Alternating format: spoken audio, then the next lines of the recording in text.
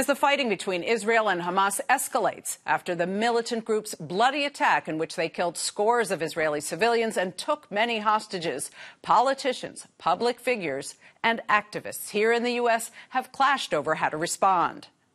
And in some cases, the debate is getting ugly, particularly on college campuses. At Harvard, a letter written by the Undergraduate Palestinian Solidarity Committee drew heated condemnation for blaming the attacks on Israel's occupation of Palestine, saying this, quote, did not occur in a vacuum. Since the letter was released, critics have called for students who signed the letter to be doxed, expelled, and blacklisted from future employment. In response, Harvard President Claudine Gay distanced the school from the letter, insisting the students behind it did not represent the university or its leadership. Was that the right move? Is this the opportunity to foster new dialogue about this contentious issue, even as the death tolls climb? To discuss, I am joined by Boaz Barak, a Harvard professor of computer science who criticized the student statement in a letter signed by 350 other faculty members, Tufts political science professor Malik Mufti, who focuses on international relations and the Middle East, and Kenneth Stern, the director of the Bard Center for Hate and the author of The Conflict Over the Conflict, the Israeli-Palestine campus debate. Professor Barak, can we start with you? I may have very briefly distilled your position, but can you explain your reaction to the Harvard student statement? So the Harvard student statement came out while hostages were still being released, and they were still actively trying to release them. And if you think about the reaction of Jewish and Israeli students at Harvard, while they are worried about their relatives, some of them have friends that attended the very same music festival, and they are seeing a letter that blames Israel for the attack of Hamas. Now, the conflict itself is complicated and has a very large context. But there are some cases where some events you just have to see where something is simply beyond the pale, and some, terrorism should never be justified. And I should say that I do not join any calls to dox or punish the individual students. What I oppose is the statement and not the students. Okay. Professor Mufti, I want to ask you, because we didn't state what your position was. Did you have a position on this statement? Look, the conflict in Palestine isn't a conflict between democracy and a terrorist organization or between good and evil. It's an ethnic territorial conflict in which one side is occupying the other, and where inevitably there's going to be atrocities committed by both sides, and the cruelest, hardest men rise to the top on both sides. So these statements that we've had at Tufts and at Harvard and in other universities, I don't believe that they are celebrating the killing of innocent civilians, of children. You'd have to be psychopathic to derive any pleasure from that. I think what they're supporting is the right of resistance, right, against an occupying enemy. Just as I don't believe that the Israeli people who take part in pro-Israel rallies are celebrating the killing of Palestinian children or civilians, but simply supporting retaliation. So I think it's very hard to try to talk about these issues without bringing in the broader context. Well, I do have to ask you, Professor Mufti, there was a statement which came from a group at Tufts which actually celebrated the creativity of Hamas. So it seems to have gotten even uglier. Professor Stern, this is clearly not just contained to Harvard, and this is not just contained to this issue, but you have focused specifically on the Israel-Palestine debate. What do you think is unfolding right now? What are you seeing unfolding across campuses? Well, first of all, it's not every campus. There are some campuses where this is a particular issue, and the ones you mentioned are among them. I think students feel very strongly in one way or another for one nationality or another, one narrative or another. And that's okay for them to articulate that. What's not okay is when there's, threats and intimidation and bullying and so forth. And that's the role of the administration to make sure that students have a right to say even things that others might find offensive, to recognize that other students may in fact find them offensive, but to protect academic freedom and free speech. And, for me, I was offended by the Harvard student statements because I think not acknowledging that, when babies are beheaded, that there's something that you should at least acknowledge, and that when you're talking about a pro-Palestinian view, that seems to me to be a problem. But I'm disturbed deeply by the attempts to dox these students, to out them. There's a potential for threats against them. There are people that are saying don't hire them. These are 18, 19, 20-year-olds. You want to give them the space to express their ideas, to in fact be wrong, and to think about how they're going to think about these difficult issues for the rest of their lives. That's the purpose of the university. Well, and even just before the taping, reportedly Columbia University in New York closed its campus. An Israeli student was beaten up there. So I don't know that we can yet say this is particularly contained. But Professor Stern, I want to ask you, universities are issuing statements and then reissuing statements. Is that a useful exercise? Is there something more that should be done at this moment? Well, first on the Columbia situation, there's obviously a difference between an open campus in the middle of an urban center than a more rural campus, and you have to worry about people that are outside the campus. So Columbia is just making sure that it's only students that are there. I'm not a great fan of statements. I've worked on statements with college presidents over the years. They're usually best when they talk about academic freedom and free speech and the role of the university and the role of students. The outside groups seem to want to have the university leadership ratify their narrative, ratify their perspective, and that's not the role of the university. The role of the university is to acknowledge that their students obviously are distressed by this. People may have relatives on both sides of the border there that they're worried about, friends and colleagues and so forth, and then think about how do you use the campus as a way to have discussions across, deep divides, not just today where it may be hard, but how do you set up that environment over time for students to realize it's okay to be disturbed when you hear somebody say something that cuts you to the core, but it's not okay to be intimidated and bullied, and to then think about classes and structures and speakers and so forth to really, gravitate towards that impulse to say, how do we think about this in this 4 years we're here, about difficult situations that we feel deeply about around the world? So, Professor Mufti, are you talking with your students about what's unfolding, not as part of necessarily what your syllabus has, but are you hearing from students and others on campus? Is this a dialogue that you're having? Well, yes. In fact, yesterday was the first time that I talked with any students about it after class. Those were Middle Eastern students, Arab students, who expressed discomfort about the doxing, about the public attacks on students who expressed support for the Palestinians. But I have to say, and first of all, I agree completely with what Professor Stern has just said.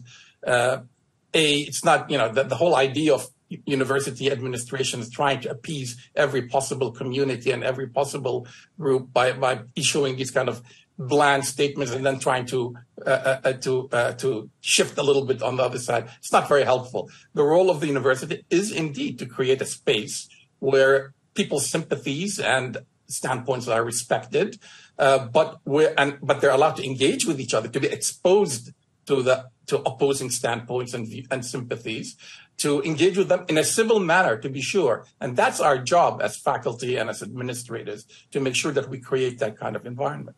I do have to say, Tufts has a pretty good record in that regard. Whenever we've had incidents of Islamophobia or anti-Semitism, almost all the campus groups tend to come together, administration, faculty, students, and we really try to suppress that kind of atmosphere. Professor Barak, I want to ask you, do you think that a university college statement is an important thing to get out there? Does it serve a purpose? And do you see a more productive path? I mean, the university does not always have to make statements about everything that happens, but sometimes it is forced to do. So, you know, a university might not have to make a statement when, say, earthquakes happened in Turkey, as terrible as it was. It could, but if there was a group of students at the campus that are celebrating this earthquake, and there have been even worse things than that statement in social media, then the university might actually be forced to make a statement to make sure that students are feel that they are supported and that it's not tolerated on this campus to celebrate the deaths of their relatives and friends. And I should say that I don't think this Hamas attack should be phrased in the form of the greater Israeli-Palestinian conflict. I actually think that Hamas does not represent Palestinians, and the people that would suffer the most if Hamas is viewed as the representative of Palestinians are the Palestinian people. So Hamas doesn't even control the West Bank, and even in Gaza it's controlling by a brutal regime. So I don't think they should be, by supporting them or not condemning them, the people on campus, the Palestinian Solidarity Group, are basically giving them implicit approach. They implicitly are saying that Hamas represents the Palestinians, which is actually what people that oppose a Palestinian state would try to promote. So just like the ISIS does not represent all Muslims, I don't think Hamas represents all Palestinians. So, Professor Stern, you yourself have noted that in this conflict, over the conflict, people reach for what is black and white and like to reduce everything. Is this a missed opportunity, again, to draw out what Professor Barak is pointing to? Well, I think that's, a perspective that students should hear, that to really mind the complexities of this. But you're absolutely right. There's, from the field of hate studies and the component parts, brain science and social psychology and so forth, we know that when people's identity is tethered to an issue of perceived social justice or injustice, their brain fires a little differently. They choose to want to see things in binary ways. And we see it on other issues, too, on Republicans versus Democrats, on issues like abortion.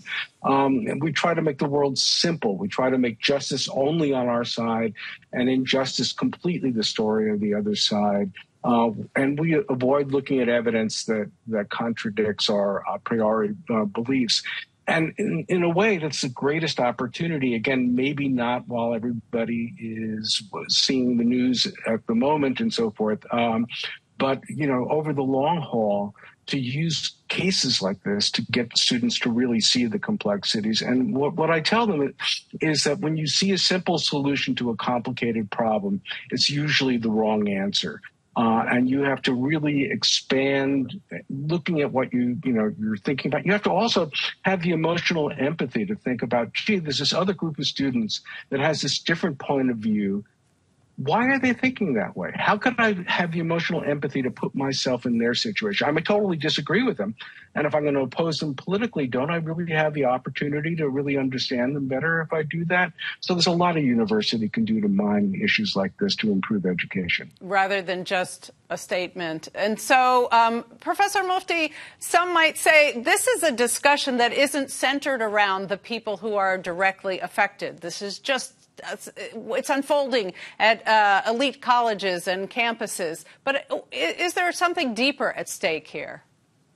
I think there is. I mean, in recent years, we've seen a kind of polarization in our country of the kind that Professor Stern has just talked about. Conservatives have complained for some years now that campuses have become too inhospitable to their ideas. And I'm actually in sympathy with that complaint. I think it's really crucial that universities be places where, pro-Palestinian, pro-Israeli, conservative and liberal opinions are able to be expressed. Otherwise, the core function of the university is corrupted. And more generally, I think our democracy is threatened as well.